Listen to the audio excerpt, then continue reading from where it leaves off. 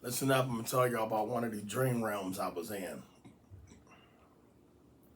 Um, I was with this dude and this female. This female had dark, silky, long black hair. Um, Looked like she was mixed with something. The guy, he spoke a language that I didn't speak, but I understood every word he was saying. Every word he was saying, I understood. But these two was together. Somehow one met up with one, and we all ended up coming together. But this female, she was beautiful, long jet black hair, um, and she looked like she could have been. I don't want to say full Indian, but she had that jet black hair like them Indian, like a Pocahontas type girl. You ever seen the cartoon Pocahontas? That's who she looked like. So bring the Pocahontas girl to life. She looked exactly like her. We was in this wooded area. There was trees all around, maybe a forest. I'm not sure, but we saw this crash. This thing came out of the sky and it hit the ground. It was so fast we didn't see what hit the ground, but we felt it, and we all had the same thing in mind, which was head on over there and see what's going on. So we headed down this dirt hill, trees around us, like I said, this path, like a bike trail. We headed down there, but we could see up over on the other side. It was probably 80 yards from where it crashed at, from what it looked like. That's where it crashed at. So 80 yards. And as we get down into the bowl of the hill, we start to climb up. This man, this army guy, if you ever see the TV show MASH, the old school green army outfits, that's what he had on. And he had a hat on, like a baseball cap, but it was the army baseball hats, army baseball style hats with the beak in the front. But it was all green, so it was like a 70s, maybe a 60s army outfit.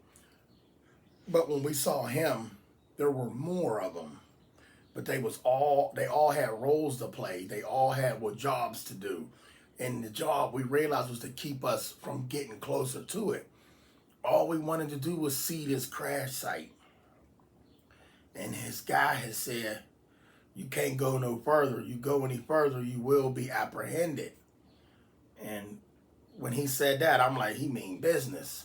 And I looked at them, and then they was like, I mean, I know we got to get over there. So we made our way back to where we started from.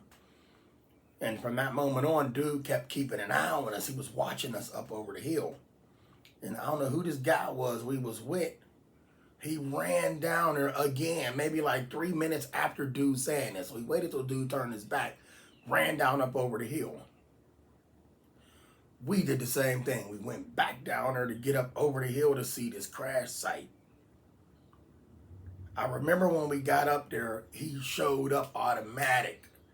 There was other soldiers there, but I couldn't see them. I didn't see them, but they was present.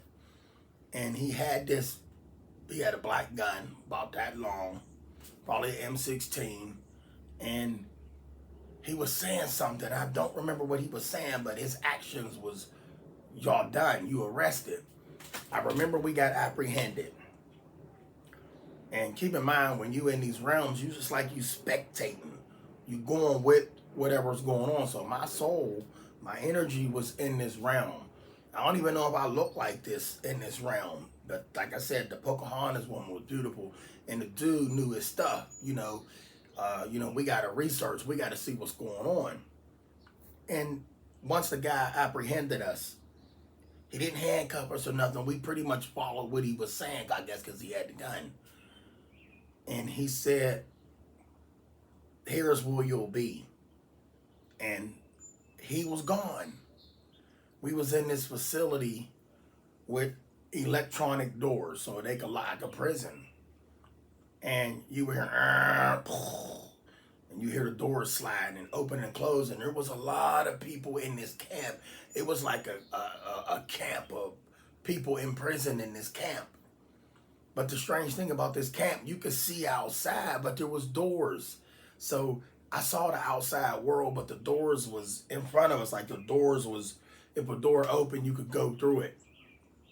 But we could still see the outside world. In the side of this camp, there were women guards. They wasn't that guy. They was ladies. They all had ponytails. They had that tough, I shoot you look. And all I kept thinking was, is how are we going to escape this? She walked us through the door. Once we got through that door, we was in the streets of maybe, I can't even think of the country we was in. We was in some other country.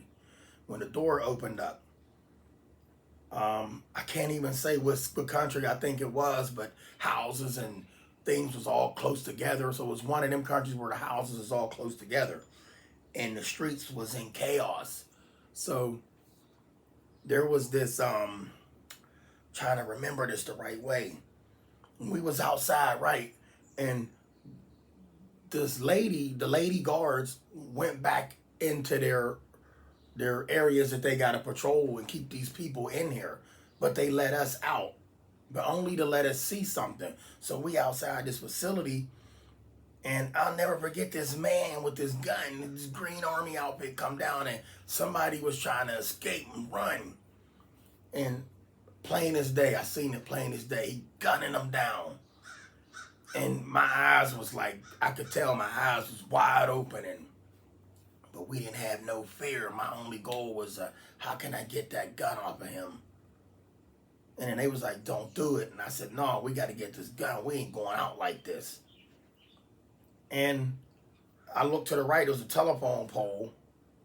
And then there was people saying, how we going to get back to where we live? And my mind wasn't on how we get back to where we live. It was, how am I getting this gun off of this man? He was gunning people down.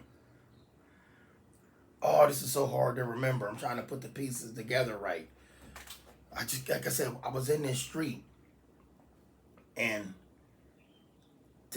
the crazy thing about it is it was so real. Y'all want to know the kicker it is. So I'm trying to mentally, how am I going to get that from him? From shooting these people, I felt so bad we couldn't help him. This pistol that I carry on me right now, that I got on me now, this ain't one that I carry all the time. The same holster that I got with the 2 clips. So inside the waistband holster, I got it to the back of me. This is how I had it in this realm. It was in the back of me. It was my same XD Springfield Armory pistol on the back of my hip. I felt it on the back of my hip. Then I remember that guy with the gun, he apprehended us again, and want to say captured us, but we weren't running. But I remember me telling myself, how am I going to get past these guards and them not know that I got a pistol on me? You know, because when you put you in a cell, I guess they're going to pat you down, they're going to search you. And as us three was walking, he didn't pat him down, he didn't pat her down, but there was guards all around. And I still remember that feeling, knowing I had my XD firearm on the back of my waist. The whole time, and all jokes aside, y'all, I would have used it had he would have brought deadly force to us. But I don't understand why this ended up on my hip towards the end of that dream, where we was coming through that it was like a detention facility, but once again you could see the outside, and there was women guarding these doors. And I still can't get over this one woman's guard's face. She was nice, but I'm sure if you moved, they was blasting you. But I gave her no reason to want to even raise a gun to me. I was playing my cool, maybe waiting on an opportunity to get up out of there. But whatever was going on in this dream, they did not want us to see that crash site. All we wanted to do was see that crash site, and we knew an alien ship crashed there. And when it first happened, I'm like, oh, we finally get to see this alien ship. Let's go to it. And like I said, when we went to it, immediately the military, whose ever military it was, they was already on site. They had it. It was like a Nero, a Nero zone. You know what a Nero is? It was like a Nero crash site. Like these dudes come with their hazmat suits, and just in case something was infect you, so they show up with the suits. But it's just maybe they look, y'all ain't going up there to keep us from being contaminated from the outer world coming in, and we this close to getting infected. And if you just so happen to get close to it, you might infect somebody, so they gunning you down. That's just my thoughts. But they didn't want us to see that crash. Like, all we wanted to do was see it. I just wanted to see it. It was so real. And how I know this was so real, it was real to the touch, because I felt the same feeling I got on the back of my... A lot of the dreams I have, sometimes I feel everything, a touch to the... Some I don't, but I'm there. But this, I felt this same pressure that's on the backside of my hip. That was on me after we got to this detention facility and then placed outside. And the whole time I'm wondering while I'm walking through here, are they going to pat me down, or are they going to know I got this pistol on me? How am I going to get, like, I don't even remember how, but that's because I always carry one. So no matter what realm I'm in, I'm always going to be Trey 5'7". I'm always going to be, my soul is what it is. It is what it is. You know what I'm saying? So a lot of people be afraid to check up out of here. If you go into something deadly, you're going to still be that same person when you leave here. The soul don't change. You will always be you. You might not have this physical, but your knowledge, your intelligence, all of that, whatever you had here, you're going to have it there. So like I said, I'm ready.